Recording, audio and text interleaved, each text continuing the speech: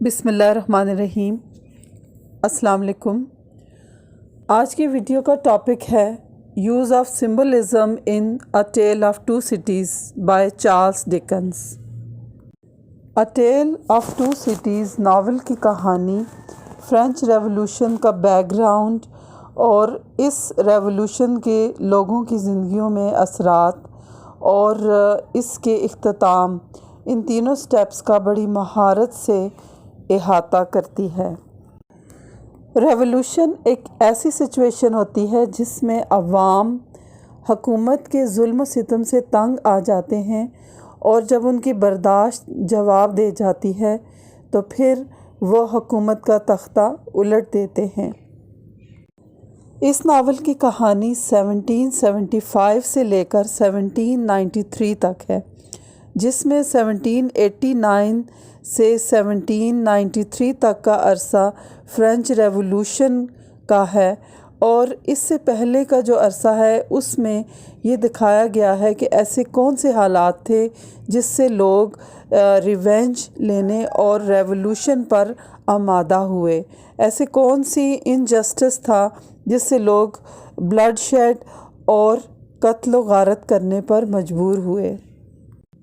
اس کہانی میں چارلس ڈکن نے ایک important historical event French Revolution کو لے کر اس کے اثرات عام لوگوں کی زندگیوں پر دکھائے ہیں، اور فرینچ ریولوشن کو ایک کہانی کی صورت میں بیان کرنا اتنا آسان نہیں تھا، لیکن چارلس ڈکن جیسے گریٹ رائٹر نے سمبلزم کے ذریعے بہت خوبصورتی سے اسے پیش کیا ہے کہ ریڈر اسے بآسانی سمجھ لیتا ہے اور اس ریولوشن کی ہاریفائنگ سچویشن کو پڑھتے ہوئے فیل کرتا ہے۔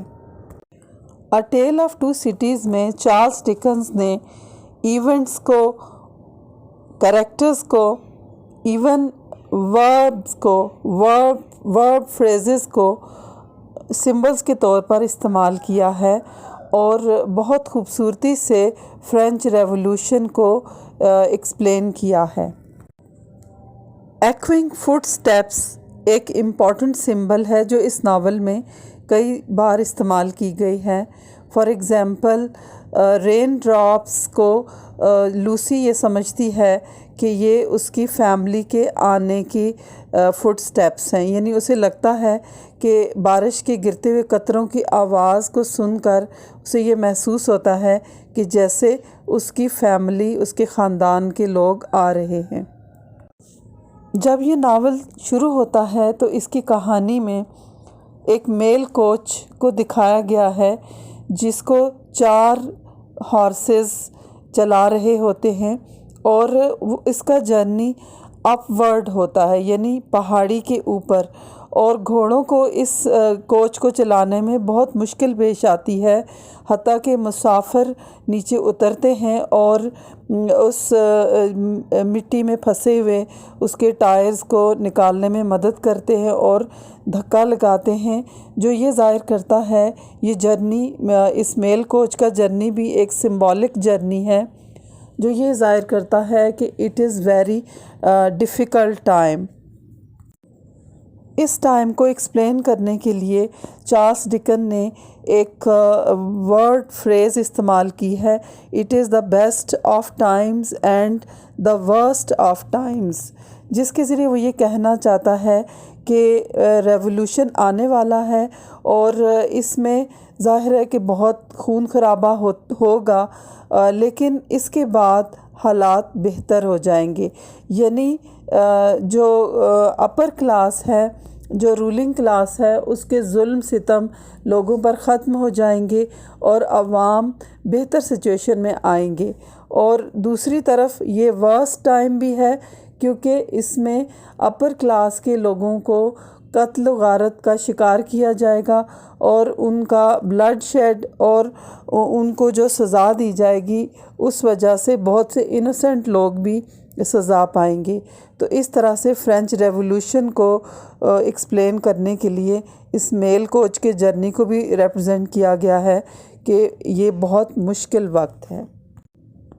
یہ میل کوچ کے سفر کے دوران ہی فٹ سٹیپس کی آواز بتائی گئی ہے کہ گھوڑے کی قدموں کی آواز آتی ہے اور تمام لوگ الرٹ ہو جاتے ہیں اور وہ انہیں محسوس ہوتا ہے کہ کوئی خطرہ ہے، اور پھر اسی دوران جیری کرنچر گھوڑے پر آتا ہے اور میل کوچ کی طرف دور سے آواز لگاتا ہے، مسٹر جاروس لوری کے لیے ایک میسج ہے۔ کوچ مین اسے قریب آنے دیتا ہے اور یہ میسج ڈیلیور کیا جاتا ہے، اور تمام لوگ ایک دوسرے کو بہت سسپیشیس نگاہوں سے دیکھتے ہیں، ہر کوئی ایک دوسرے کو اپنا دشمن سمجھتا ہے۔ جاروس لوری یہ ایک ریٹن میسج وصول کرتے ہیں اور اس کے جواب میں وہ اسے یہ پیغام دیتے ہیں، اس میسج کا یہ جواب دیتے ہیں، ریکالڈ ٹو لائف۔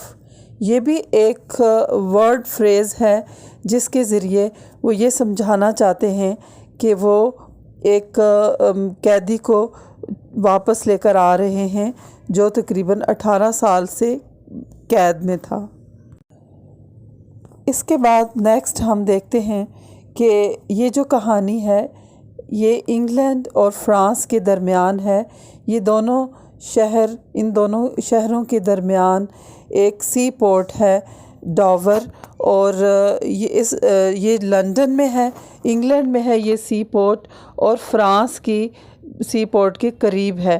تو ان دونوں شہروں کا آپس میں یہاں سے بہت زیادہ رابطہ ہے، اور یہ دونوں سٹیز اس فرینچ ریولوشن سے افیکٹ ہوتے ہیں۔ یہ دونوں سٹیز بھی سمبلائز کرتے ہیں، انگلینڈ سمبلائز کرتا ہے اسٹیبلٹی کو، سیفٹی کو، پولیٹیکلی اسٹیبلٹی اینڈ سیفٹی۔ کیونکہ اس جو سٹوری کے امپورٹنٹ کریکٹر ہیں ڈاکٹر مینٹ، لوسی مینٹ اور چارلس ڈارنی، یہ سب لوگ انگلینڈ میں سیف لائف گزارتے ہیں۔ France symbolize chaos, instability, hunger, violence, loss of humanity, even upside down of every person. یعنی فرانس فرینچ ریولوشن کو سمبلائز کرتا ہے، اور فرانس میں اس وقت جو ڈیسنٹ پیپل تھے، جو اچھے لوگ تھے، وہ اب ریونج لینا چاہتے ہیں، اور ریونج لیتے ہوئے وہ ریولوشنریز بن چکے ہیں، اور فرانس اسی ریولوشن کو سمبلائز کرتا ہے۔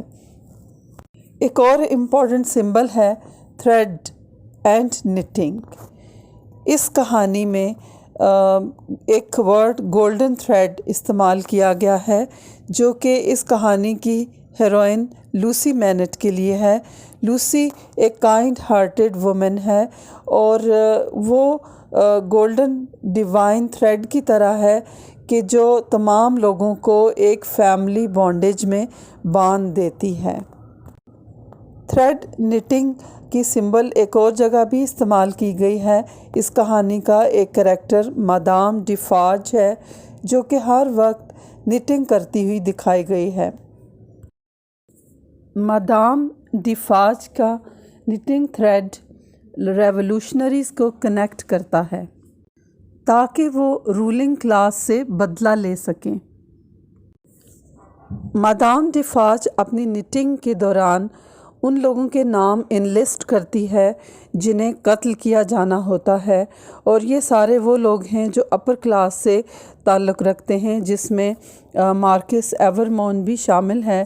اور مادام ڈیفارج اپنی نٹنگ میں ان لوگوں کی لسٹ بناتی ہے اور کوڈ ورڈز میں، اور ان کوڈز کو صرف وہ خود ہی ڈی کوڈ کر سکتی ہے اور کوئی نہیں۔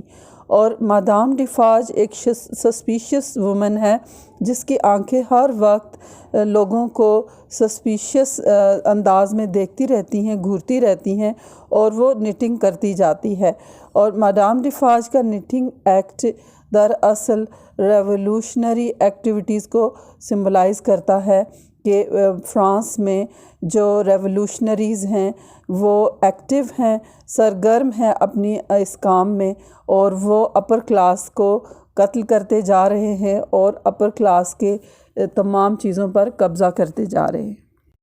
मादाम डिफाज अपने हस्बैंड मिस्टर डिफाज के साथ मिलकर रेवोल्यूशनरी एक्टिविटीज़ के प्लान्स बनाती है, और उनका प्लान ये होता है कि बिस्टील जेल के ऊपर उन्होंने हमला करना है। और इससे पहले डॉक्टर मैनट जब इस जेल में कैद होता है तो वो फुट स्टेप्स सुनता है। ये फुट स्टेप्स यहाँ पर आने वाले रेवोल्यूशन को रिप्रेजेंट करते हैं, और बाद में ये रेवोल्यूशनरीज़ इस जेल पर हमला करते हैं और इस पर कब्ज़ा कर लेते हैं, और फिर वो तमाम अरिस्टोक्रेटिक लोगों को यहाँ पर कैद करते हैं और उन्हें सज़ाएं सुनाते हैं, यानी कानून को अपने हाथ में लेते हैं। एक और सिंबल यहाँ पर इस्तेमाल किया है ग्यूटाइन या ग्लूटाइन। ये एक तरह का सर कलम करने वाली मशीन है, जिसके एक साइड पर ब्लेड लगा होता है, और उसके अंदर से एक धागा खींचने पर वो ब्लेड नीचे गिरता है, और जो भी जिसे सज़ा देनी होती है उसका सर कलम कर देता है। तो ये ग्यूटाइन या ग्लूटाइन ये भी एक तरह का सिंबल है जो रिप्रेजेंट करता है इनजस्टिस को, रेवोल्यूशन को, रिवेंज को। चार्ल्स डिकन ने इस नावल में ग्राइंडिंग मिल का सिंबल भी इस्तेमाल किया है, और उसने ये वर्ड इस्तेमाल किया है कि मिल is grinding and रीग्राइंडिंग the people, यानी यहाँ पर मिल सिंबलाइज़ करती है अपर क्लास की तरफ से किए गए क्रूअलिटीज़ को, जुल्म को, जिसका शिकार पुअर पीपल हैं और लोग गुर्बत की चक्की में पिस रहे हैं। तो मिल भी एक सिंबल के तौर पर इस्तेमाल की गई है। वाइन कास्क एक ड्रम होता है जिसमें वाइन को ले जाया जाता है। मादाम डिफाज का जो वाइन शॉप होती है उसके बाहर ये वाइन कास्क टूट जाता है और हर तरफ रेड कलर का वाइन फैल जाता है। तमाम लोग यहाँ इकट्ठे होते हैं और इस जो ज़मीन पर जो गिरी वाइन है इसे चाटते हैं। वाइन कास्क रिप्रेजेंट करता है hunger, extreme poverty and hunger of the people. इसके साथ साथ ही जो रेड कलर ऑफ वाइन है उसके साथ ये लोग दीवार पर लिखते हैं ब्लड, जो रिप्रेजेंट करता है लोगों की बदले की आग को, कि किस तरह से पुअर क्लास तैयार है अपर क्लास से बदला लेने के लिए और ब्लड शेड के लिए। स्टॉर्म को भी इस नावल में सिंबल के तौर पर इस्तेमाल किया गया है। जब मैनेट फैमिली से मिलने के लिए मिस्टर सिडनी कार्टन और चार्ल्स डार्नी आते हैं और इस दौरान ही स्टॉर्म शुरू हो जाता है, तूफ़ानी हवाएं चलती हैं और बिजलियां कड़कती हैं, बादलों के गरजने की आवाज़ आती है और फिर तेज़ बारिश शुरू हो जाती है। ये स्टॉर्म दरअसल रिप्रेजेंट करता है कमिंग रेवोल्यूशन को। इस बुक में जैसा कि ग्रीक माइथोलॉजी की सिंबल्स को भी यूज़ किया गया है, इस नावल का चैप्टर 9 द गॉर्गन्स हेड भी एक सिंबॉलिक सिग्निफिकेंस रखता है। गॉर्गन्स ग्रीक माइथोलॉजी में दरअसल उन 3 ख़वातीन में से एक का नाम है जिनके बाल सांपों की तरह थे और जिनमें से मेड्यूसा सबसे ज़्यादा ख़तरनाक थी, जो जिस चीज़ की तरफ देखती थी वो पत्थर की बन जाती थी।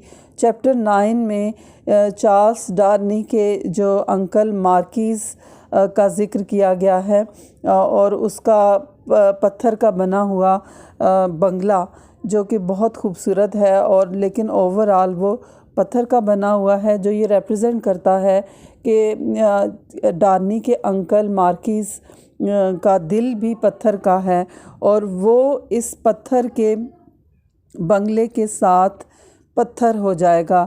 यानी फ्रेंच रेवोल्यूशन जो कि गॉर्गन्स की तरह ग्रीक माइथोलॉजी के करैक्टर्स की तरह ख़तरनाक है और तमाम अपर क्लास जिनके दिल पत्थर की तरह सख्त हो चुके थे वो अब इस पत्थर बन जाएंगे, यानी they will die. Charles Dickens के तमाम नावल्स की तरह اے ٹیل آف ٹو سٹی بھی اس کی ماسٹری آف سمبلزم کو شو کرتی ہے کہ اس خوبصورتی سے وہ سمبلز کو استعمال کرتے ہیں کہ ریڈر بغیر کسی ہیلپ کے اس کہانی کو پڑھتے ہوئے ان سمبولزم میں انوالو ہو کر کہانی کے تھیمز کو سمجھ لیتا ہے، اس کے مین آئیڈیا کو سمجھ جاتا ہے۔ تو فرینچ ریولوشن جو کہ ہسٹری کا ایک امپورٹنٹ ایونٹ ہے فرانس کی ہسٹری کا، لیکن اس سے پرائیویٹ لائفز میں اس طرح سے ایک لو سٹوری کے اندر دکھانا، یہ چارلس ڈکنز کی مہارت کا ایک بہترین ثبوت ہے۔ اور اس کے علاوہ بھی بہت سے سمبلز اس میں موجود ہیں، کیونکہ چارلس ڈکن کے ناولز فل آف سمبلز ہوتے ہیں اور بہت خوبصورت سمبولک ریپریزنٹیشن ہوتی ہے اس ناول میں، اور یہ ایک بہترین اگزامپل ہے سمبولک ناولز کی۔ مجھے امید ہے کہ آپ کو آج کا لیکچر پسند آیا ہوگا۔ اگر آپ کو پسند آئے تو آپ ضرور اسے لائک کریں، شیئر کریں اور میرے چینل کو سبسکرائب کریں تاکہ میں اور زیادہ ویڈیوز بناتی رہوں۔ Thank you for watching.